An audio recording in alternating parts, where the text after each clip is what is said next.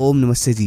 क्या आप जानते हो जो ये बॉडी बिल्डर होते हैं ये मल्टीविटामिन की टेबलेट क्यों लेते हैं और खट्टे फल को भी डाइट में अधिकतर ऐड क्यों करते हैं? और क्या आप जानते हो कुछ इंसान ऐसे आपने देखे होंगे जो कभी जिम नहीं गए लेकिन फिर भी उनके शरीर में भरपूर बल होता है, हड्डी उनकी बहुत मजबूत होती है, नेचुरली उनकी ग्रोथ स्टेमिना सब बिल्कुल तगड़ा होता है और उनको भूख भी बहुत अधिक लगती है। बहुत सारे लोगों में कुछ ऐसे लोग होते हैं। इसके पीछे क्या कारण होता है? हाजमा। जी हाँ, जिस इंसान का हाजमा बहुत तगड़ा होगा उसकी बॉडी भी बहुत तगड़ी होगी, उसकी बॉडी में बल बनेगा ही बनेगा, बेशक वो रोटी ही क्यों ना खाता हो। इसलिए बॉडी बिल्डर विटामिन मिनरल्स की जो टेबलेट लेते हैं वो सब डाइजेशन के लिए ही तो होती है। सलाद, फ्रूट, विटामिन की टेबलेट, स्प्राउट, ये सब पाचन को स्ट्रॉन्ग बनाने के लिए एडवांस बॉडी बिल्डर खाते हैं, क्योंकि उनको भी पता है कि सारी गेम इसी की है, टेस्टोस्टेरोन हार्मोन के बाद। ऐसे ही जब मैंने प्रोफेसर राममूर्ति जी के डाइट के बारे में बहुत पता किया, क्योंकि मैं भी जानना चाहता था कि हाथी को छाती पर खड़ा कर लेना, मोटर इंजन को रोक देना, इतना बल उनके अंदर था तो मतलब खाते क्या थे। तो जब मैंने पता किया तो मुझे सिर्फ इतना ही पता लगा कि राममूर्ति जी सादा देसी खाना ही खाते थे, भारतीय आहार जो हम लोग खाते हैं, दलिया, घी, दूध, दाल, बस ये सब। लेकिन उन्होंने दंड लगा लगा कर ब्रह्मचर्य लंबे समय तक फॉलो करके और प्राणायाम से, योग अभ्यास से अपने पाचन को इतना कठोर मजबूत बना रखा था कि जो भी वो खाते थे वो 100 का 100% पचता था। तो भाई अगर आपका पाचन हाजमा शक्तिशाली बन जाता है तो भाई बॉडी बनाना, बल बढ़ाना, ये सब आपके लिए बच्चों का खेल हो जाएगा और आपके लिए आधे से ज़्यादा आसान हो जाएगा बॉडी बनाना। देखो ऐसा भी होता है कि जो आप दूध पी रहे हो, केला खा रहे हो, क्या पता उनमें से सिर्फ आधा ही हजम होता हो और आपको पता भी नहीं लगेगा इस चीज़ का। आपने केले खाए 10 और हजम हो रहे हैं 5, आपको पता थोड़ी लगेगा। तो ये होता है। अब जो टिप्स मैं आपको दूंगा, अगर आप इन सब को फॉलो कर लेते हो, अपनी दिनचर्या में ऐड कर लेते हो तो इन सब नियमों को, तो ये नियम आपके पाचन को ऐसा बना देंगे कि जो भी आप खाओगे 100 का 100% पचेगा और बल भी बढ़ेगा। Vitamin C. देखो जब हम पूरा दिन बॉडी बनाने के लिए खाते हैं पावरफुल आहार, तो भाई उनको पचाने के लिए खट्टे फल खाने जरूरी हैं। जी हाँ, इसलिए बॉडी बिल्डर आप देखना कि विटामिन सी की गोलियां खाते हैं। होता क्या है कि जब आप बॉडी बनाने वाली डाइट लेते हो, दूध, केला, बादाम ये सब खाते हो, शक्तिशाली आहार खाते हो, तो भाई ये बॉडी में पूरे लगते नहीं। इसलिए डाइट में फ्रूट ऐड किए जाते हैं। जैसे कि एक चीज़ कुदरत के हिसाब से बताता हूँ, सर्दियों में सबसे ज़्यादा आहार आते हैं, खुराक आती है बॉडी बनाने वाली, मसल्स को ग्रो करने वाली, इतनी सारी खुराक सर्दियों में आती है। मूंगफली, हर्ब्स, नट्स, मतलब सर्दियों में सबसे ज़्यादा बॉडी बनाने वाले आहार कुदरत देती है। ये सब तो आप सब जानते हो।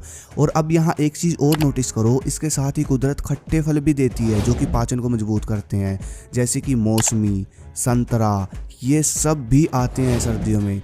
तो भाई यही कारण है कि जब आप अपनी डाइट में विटामिन सी ऐड करोगे तो आप जो भी खाओगे बॉडी बनाने के लिए, केला, प्रोटीन, ये सब पूरे के पूरे डाइजेस्ट होंगे। इसलिए आप संतरा, मौसमी, पाइनएप्पल, इनमें से कोई एक फ्रूट ऐड करो और दिन में 2 बार ये फ्रूट खाओ।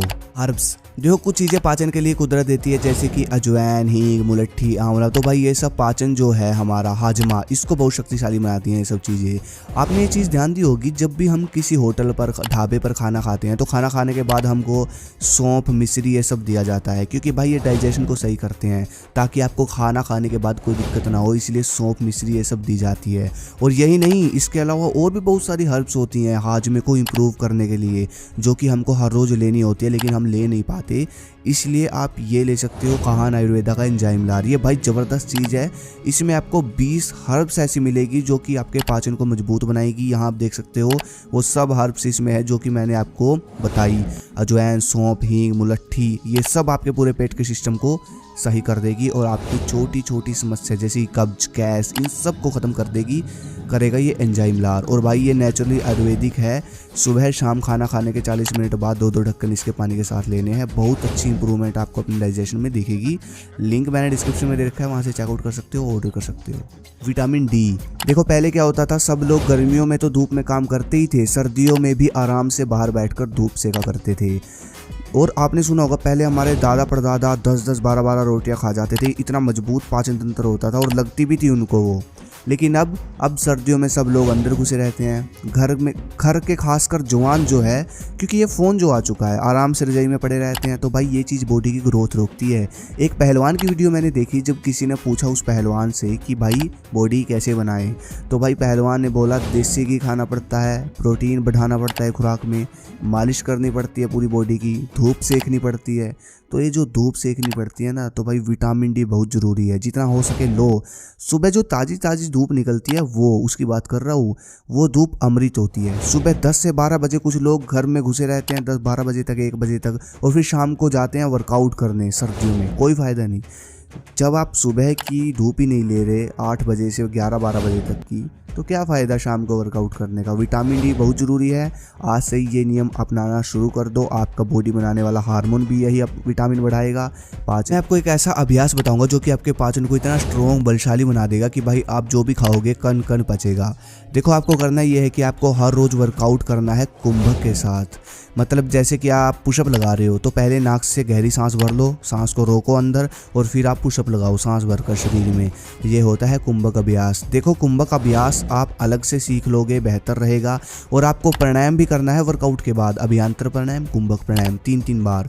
प्राणायाम जब आप करते चले जाओगे लंबे समय तक, तो भाई आपकी नाड़ियाँ मजबूत होगी, पेट का पूरा सिस्टम बिल्कुल पत्थर बन जाएगा, मजबूत होगा। और हो सके तो डाइजेशन सिस्टम के लिए योग होते हैं, यूट्यूब पर गूगल पर सर्च कर लेना, 1-2 योग कर लो समय निकाल कर। और सबसे पावरफुल योग जो कि आपको करना ही करना है खाना खाने के बाद, ये योग बना ही पाचन के लिए है, वो है वज्रासन। कम से कम 10 मिनट बैठना है, ज़्यादा से ज़्यादा वो आपकी मर्जी, आधा घंटा तक बैठ जाओ बेशक। वज्रासन जरूर करना है आपको।